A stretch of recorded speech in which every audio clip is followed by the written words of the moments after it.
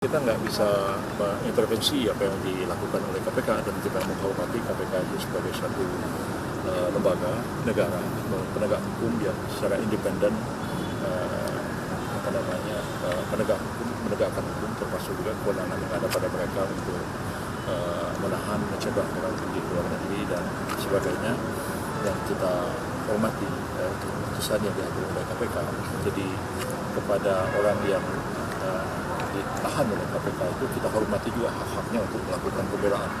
Silahkan dia menghubungi lawyers, pengacara, untuk juga melakukan upaya-upaya hukum supaya hukum kita itu ditegakkan dengan betul. Jadi KPK bisa menahan orang, bisa menyatakan orang sebagai tersangka, bisa mencegah orang pergi ke luar negeri. Tapi para lawyers yang ditunjuk oleh orang yang ditahan itu juga harus mempunyai kesempatan yang sama untuk melakukan pembelaan. Disitulah keadilan itu akan terwujud.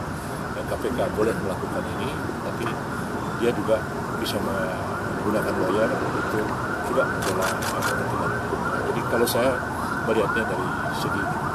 Jadi kalau saat masih proses pengadilan dan tuntutan itu ya, boleh kan? Ya. Jadi terhadap keputusan KPK melakukan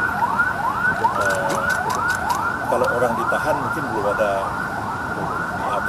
presidennya bisa pra-peradilannya. Tapi kalau orang ditetapkan sebagai tersangka, itu bisa diajukan pra-peradilan apabila kita berpendapat bahwa dua bukti permulaan yang cukup itu tidak dipenuhi. Jadi belum masuk ke materinya.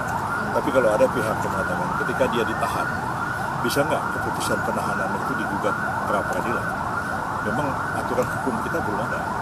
Ya, tapi kalau mereka mau coba, silakan aja. Dan saya sebagai pemerintah akan melihat itu. Sebab begini, orang ditahan itu kan karena 3 alasan. Ya, pertama, dia ditahan karena khawatir dia akan melarikan diri. Ya, yang kedua, khawatir akan menghilangkan barang bukti.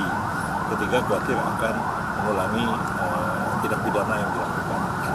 Kalau misalnya dia seorang bupati, ya, misalnya bupati itu kemudian dinyatakan sebagai tersangka terus ditahan. Khawatirnya dia lari ke luar negeri. Kan kita lihat ada jaminan dia tidak akan pergi ke luar negeri dan lain-lain sebagainya. Kedua, dia akan mengulangi perbuatan. Dia nggak jadi bupati lagi. Bagaimana dia mengulangi perbuatan itu? Dia bisa mengulangi kalau dia jadi bupati. Yang ketiga, kalau dia menghilangkan barang bukti, semua alat bukti sudah ada di tangan penyidik. Kalau orang itu tidak puas dia ditahan, bisa ya kalau mau mengajukan gugatan pra-peradilan. Kita lihat aja seperti kita lihat apa ada di putusan itu. Memang tidak ada hukum yang mengatur, tapi terobosan hukum membela kepentingan seseorang demi adanya hukum yang adil, menurut saya bisa segera. Seperti dulu kan pra-peradilan tentang penetapan tersangka kan tidak ada, tapi kan kemudian dicoba, diputuskan dan kemudian dia menjadi jurisprudensi.